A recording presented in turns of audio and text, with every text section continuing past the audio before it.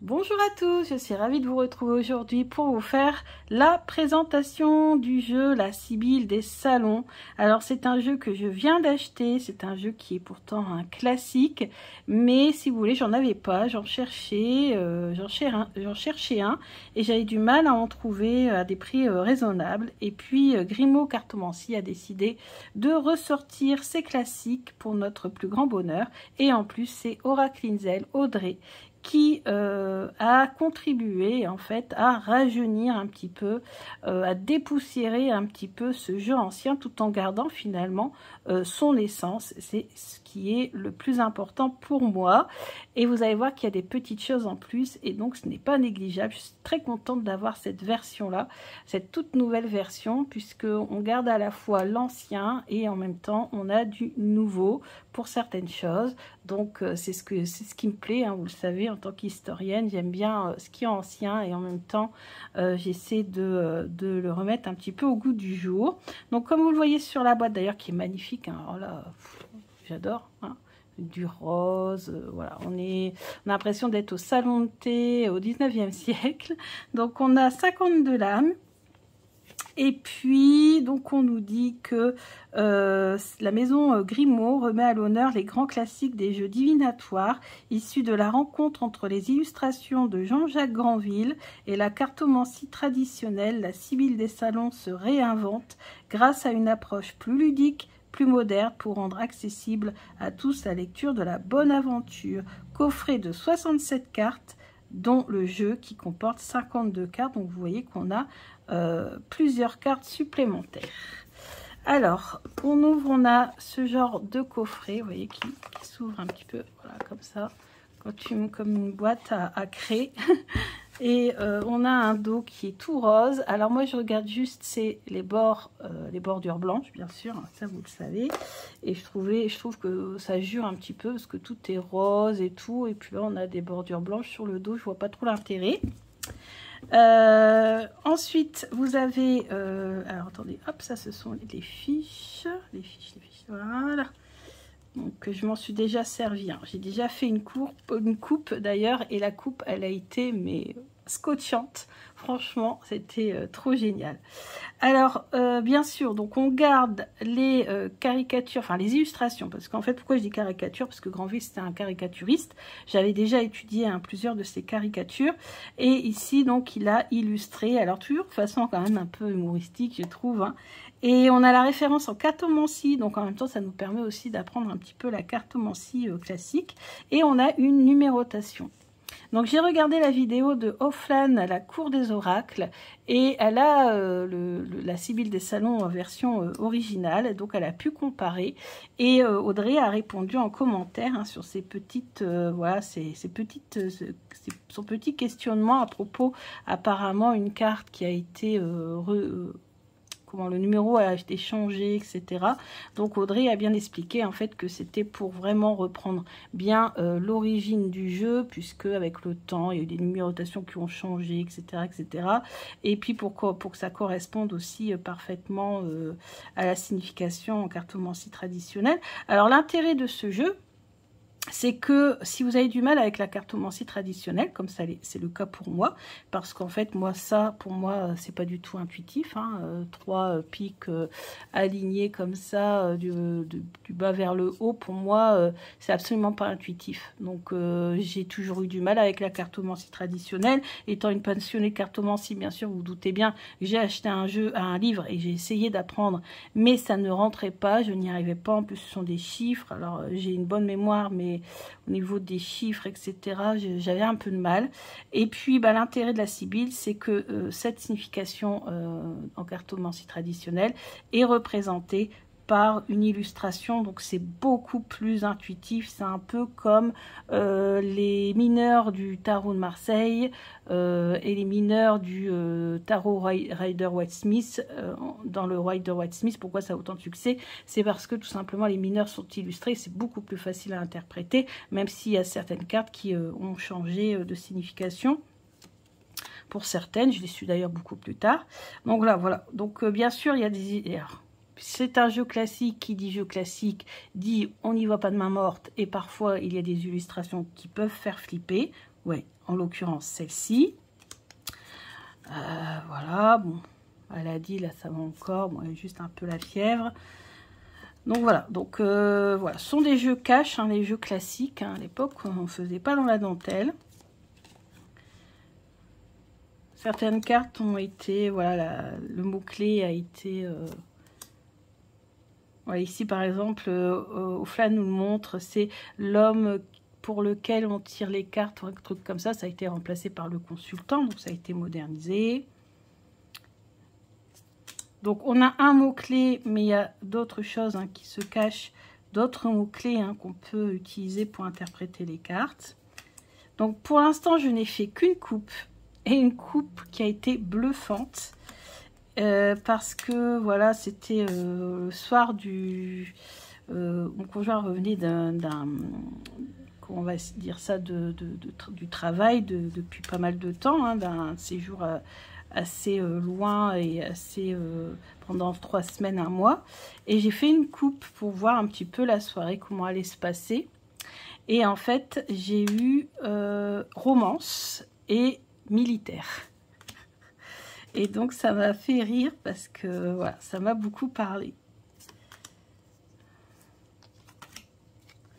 Donc voilà, 52 cartes, donc le jeu de 52, hein, finalement, illustré. On garde les illustrations de l'époque pour garder ce côté classique. Et moi, c'est ce qui m'a plu, hein, garder ce côté classique. Je voulais une Sibylle des salons qui soit une vraie Sibylle des salons, puisque j'avais acheté une Sibylle, c'est d'ailleurs une italienne, je crois, ou une espagnole qui le faisait. Modernisé, mais j'ai jamais trop accroché, je l'ai jamais beaucoup utilisé. Je voulais une Sibylle vraiment d'origine, quoi.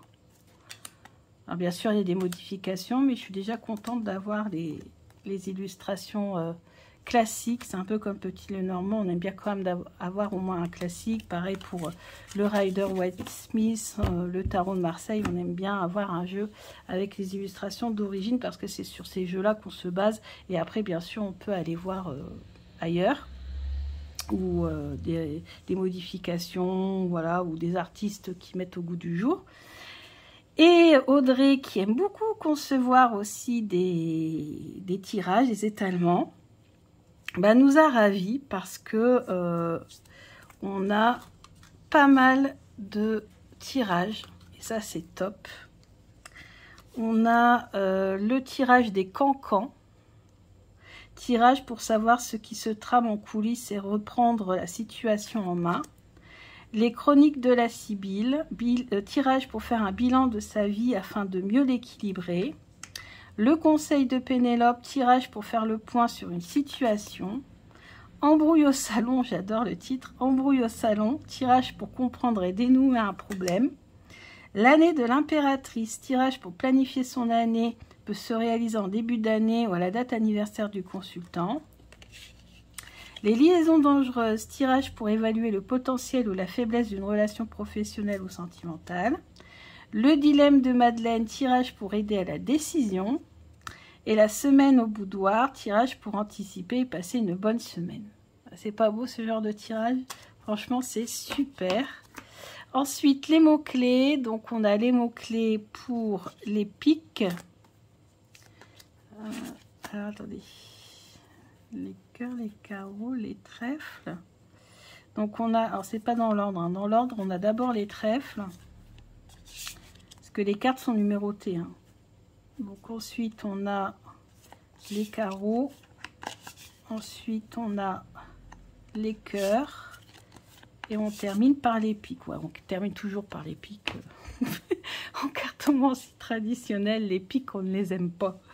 Alors, les trèfles, donc voilà, protecteur, ami sincère, flatteur. Et vous voyez, à chaque fois, il y a sens positif, sens négatif. Si vous êtes dans un étalement et puis qu'il y a les faiblesses, par exemple, on va prendre la flèche qui va vers le bas. Ou on peut tirer endroit envers. Hein, je crois que le doigt, attendez, j'ai vérifié. Ouais, c'est bon, on peut tirer endroit envers avec ce jeu. Donc voilà, ensuite... Celle-ci, donc encore les trèfles. On a 2 cartes par couleur. Les carreaux. les cœurs, les piques. Donc voilà.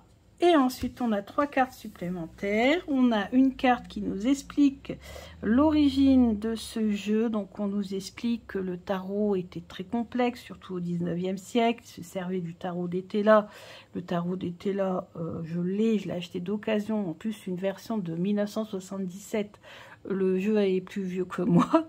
Et je suis très contente de l'avoir. Je l'ai eu pour 20 € d'occasion. Donc, je suis très contente de l'avoir. Mais je vous avoue que le tarot égyptien, le tarot de Thoth d'Etela est très complexe. Et je peux comprendre en effet qu'à l'époque, tout le monde ne pouvait pas accéder à ces connaissances-là. Et on vous explique que du coup, on a créé la Sibylle des Salons, qui est un jeu beaucoup plus finalement facile d'accès, qui se base en plus sur le jeu des 52 qui était très à la mode à l'époque. Finalement, un peu comme le petit Lenormand qui est... C'est le jeu de 32 plus 4 cartes, donc en tout ça fait 36 cartes. C'est beaucoup plus facile le petit Lenormand que le tarot, surtout le tarot de l'époque, le tarot d'Etela, quoi. Donc voilà. Et donc la Sibylle des Salons, on a les références, les adresses, etc.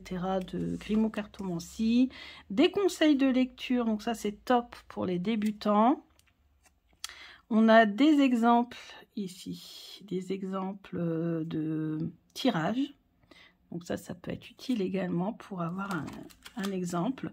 Et enfin, on a un flash code qui nous permet d'avoir la vidéo d'Audrey. Voilà, donc là on vous résume tout, 52 cartes, un flashcard pour avoir une vidéo d'explication d'utilisation, des conseils de lecture de cartes avec exemple, 8 cartes mots-clés avec signification endroit en vert et 8 propositions de tirage de cartes. Alors moi je ne vais pas vous faire une simple review, c'est fini ce temps-là où je vous présente juste les cartes. Je vais aussi vous faire un exemple de tirage. D'ailleurs le but de cette vidéo c'était de vous montrer mes premiers tirages, puisque j'ai fait juste une coupe, mes premiers tirages avec la Sibylle des Salons. Et moi j'en ai sélectionné 2, donc ici pour passer une bonne semaine. Et c'était lequel que je voulais voilà. Tirage, non, c'est pas ça. Attendez, je m'embrouille.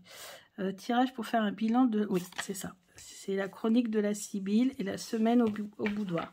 Donc, on va essayer ces 2 tirages, ces 2 étalements ensemble. Et on va voir le potentiel de ce jeu.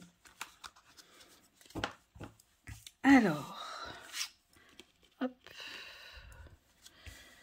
Tirage pour faire un bilan de sa vie afin de mieux l'équilibrer. Ça, c'est super intéressant.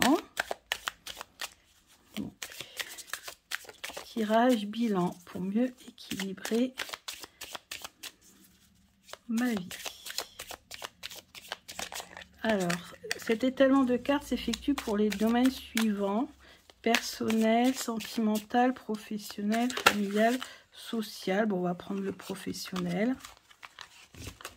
Pour mieux équilibrer ma vie professionnelle.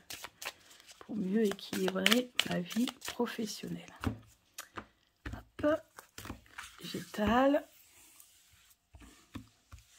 Et donc, la situation actuelle. Comment est la situation actuellement au travail? La situation passée. L'évolution future. L'évolution future. Et enfin, la 4, c'est conseil à adopter. Conseil à adopter. Hop là. Je mets sur côté si j'ai besoin de recouvrir. Moi, je recouvre. Vous ne voyez pas bien, par contre, c'est la dernière. Hop. Je vais mettre ici. Voilà. Impeccable. Ça revient. Alors, donc, situation actuelle dans le domaine professionnel, flatteur. Donc, voilà, il y a des gens qui sont dans mon entourage professionnel qui auraient peut-être tendance à flatter, voilà, à me dire des choses. Donc, ça sous-entend peut-être aussi de faire attention, de ne pas forcément écouter ce qui est dit. On va regarder dans, justement, les mots-clés pour voir en quoi ils peuvent nous aiguiller. Donc, flatteur, compliment sincère, baratineur, ami fidèle ou spontané. Donc, pas forcément négatif. Moi, je la ressentais négative. C'est bizarre, la carte. Hypocrisie, parole en l'air, fausse promesse. Alors, moi, quand je l'ai vue, en fait, mon intuition, elle m'a tout de suite dirigée vers le côté négatif de la signification de la carte. Donc, voilà, je laisse aller mon intuition. Solitude par le passé. Et oui, alors dans ces cas-là, peut-être que ça peut être positif cette carte, puisque peut-être que dans le passé, au niveau professionnel, j'avais la sensation de me sentir seule, voilà, de faire les choses un petit peu dans mon coin, de mon côté, et que finalement, non, il y a des gens qui sont là, sur qui on peut compter, qui sont des amis fidèles dans le travail. Ah bah, ça confirmé, fidélité. Vous voyez, mon intuition ici, elle m'a tout de suite dirigée vers le côté négatif de cette carte, alors qu'en fait, les autres cartes me révèlent que c'est le contraire. Signification plutôt positive. Là, on a la fidélité. Donc, on voit bien que, oui, en effet, je peux compter sur des amis ou des collègues sincères. Donc ça fait vraiment très, très plaisir. Et conseil à adopter, eh ben, s'il y a des querelles, bah, ne pas m'en mêler. Voilà, s'il y a des querelles autour dans le domaine du travail, bah, peut-être ne pas m'en mêler, puisque c'est le conseil à adopter. Donc la 46, on va aller voir. 46, querelle, dispute, désaccord, perdre son sang-froid, conflit latent, maîtrise de soi et querelle évitée. Ah, querelle évitée, intéressant. Donc, querelle évitée, c'est que, voilà, peut-être qu'il y aura des petites tensions, mais cette année, en tout cas pour le futur, je vais pouvoir éviter ces tensions. Contente, contente. Déjà que la coupe m'avait beaucoup parlé, mais vous voyez, ce tirage me parle beaucoup. Donc, super. Donc, vous voyez, il y a encore, par contre, ce qu'il faut travailler, c'est ça, c'est cette notion positif-négatif. Cette situation-là, il va falloir que je travaille là-dessus. Alors, soit je brasserai mes cartes en chaos et je tirerai mes cartes endroit, envers, comme ça, au moins, je saurai dans quel sens prendre mes cartes, enfin, de prendre la signification. Ou alors, à moi de travailler pour faire en sorte de voir dans ces cartes à la fois le positif et à la fois le négatif, comme je le fais déjà pour le tarot et pour le petit Lenormand. Donc ça, c'est fait. Donc à travailler, hein, bien sûr, c'est les premiers tirages. Il faut toujours travailler un jeu avant de pouvoir être à l'aise. Et ici, on a la semaine. Donc on va se faire un petit tirage général pour la semaine. Tiens, pourquoi pas. Donc en fonction de la date où vous regardez cette vidéo, ben, à peu près compter une semaine, la semaine qui vient. Alors, on a 7 cartes hein, quand même. Donc, tirage pour la semaine à venir, pour moi, pour les abonnés, un tirage voilà, général. Un tirage général. Alors, les cartes sont assez grandes. Hein. Enfin, assez grandes. Moyenne plus. Alors, l'énergie de la semaine. Attendez, je coupe d'abord. J'étale. Alors, par contre, je vais devoir pousser parce que sinon, j'aurai jamais le temps. Jamais la place. Oups, je bouge tout. J'aurai jamais la place de tout mettre. Voilà. Alors, l'énergie de la semaine à venir. 1. L'influence positive. Ah ben là, on sait. Donc là, on sait que la carte, faudra la lire de façon positive. Ensuite, les blocages, les influences négatives. La surprise. Ah oui, je veux des surprises, moi. 4. Le défi à relever. Alors, quel défi à relever pour la semaine prochaine? Pas trop quand même de défis. Hein. Ensuite, le conseil. Hop. Et enfin, la dernière, je fouille, la synthèse. Voilà, c'est bon. Alors, je garde sur le côté au cas où j'aimerais recouvrir. Alors, on y va. Donc, l'énergie. Ouf! Et demi. D'accord, d'accord, d'accord. Donc, se méfier de ceux qui se trament peut-être. Voilà, ou des...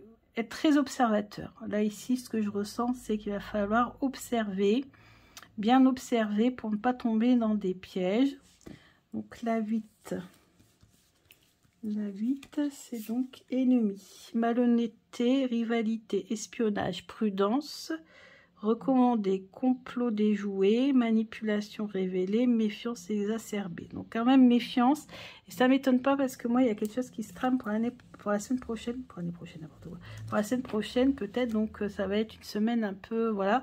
Donc voilà, il va falloir que je fasse preuve de méfiance. L'influence positive. Ah, on est encore. C'est sur la... c'est fou. Donc moi, je vois que là, oui, en effet, je vais pouvoir compter sur certaines personnes qui sont là pour m'aider, qui sont des vrais amis. Super. Influence négative. Piège. Si là, je ne suis pas prévenue,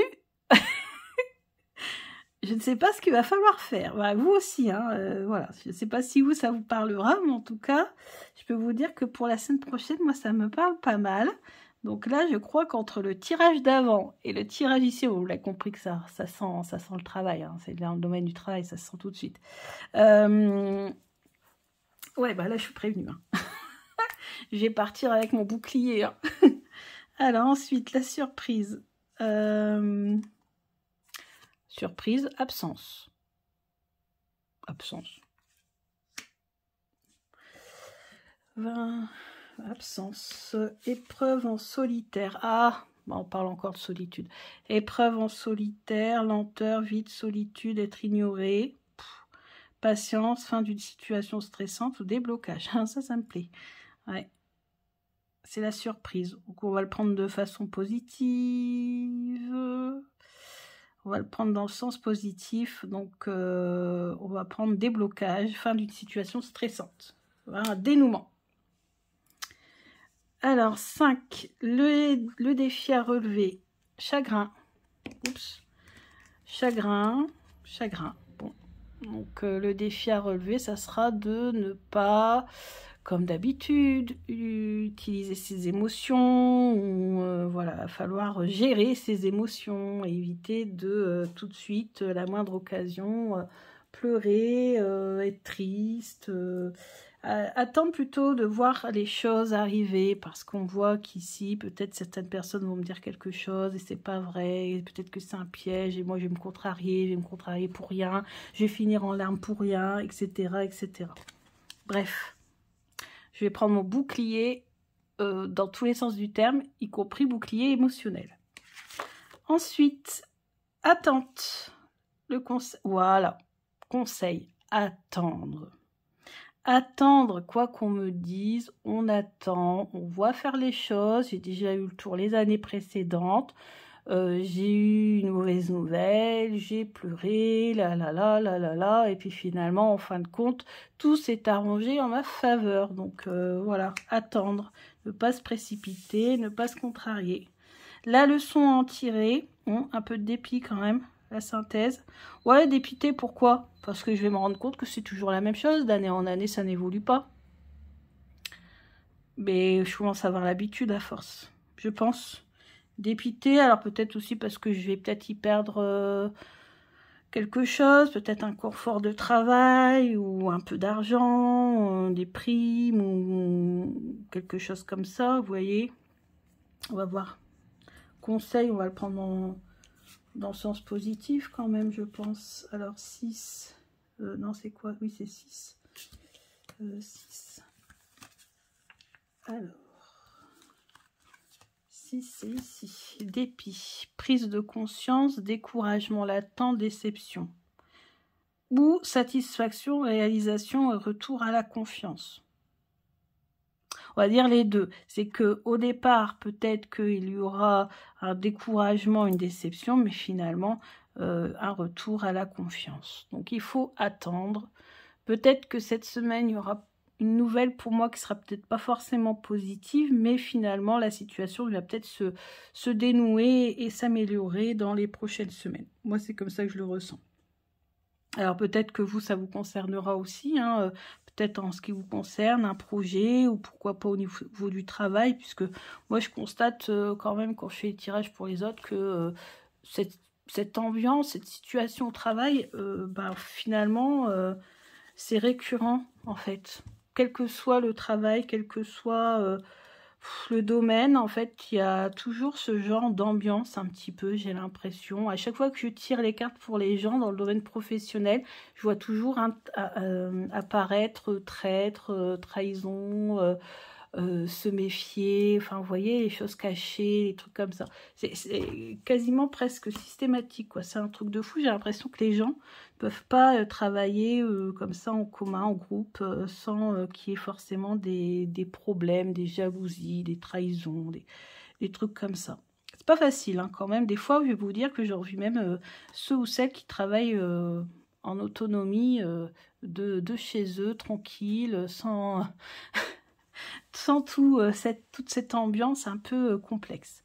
Donc voilà, bah écoutez, j'espère que la review ainsi que cette démonstration de tirage vous a plu. Moi, je suis conquise par ce jeu. Certes, il demande encore à être travaillé sur le sens positif et négatif des cartes, mais comme la coupe que j'avais faite qui m'avait été frappante, et bah écoutez, ces deux tirages, moi en tout cas, me parlent beaucoup. Donc je suis très contente, mais de toute façon, les jeux classiques en général, ils ne sont pas faciles à aborder, à travailler sur le coup, mais plus on tire avec, plus on les appréhende, on commence à comprendre leur subtilité, et plus les tirages sont excellents, hein. Les jeux classiques, pour moi, ce sont les plus forts. Alors, il y a d'excellents jeux modernes, hein, je ne vais pas dire, j'en ai plein, mais c'est vrai que les valeurs sûres, quand même, ce sont les classiques. Donc voilà, je vous embrasse, je vous dis à bientôt pour d'autres vidéos. Bisous!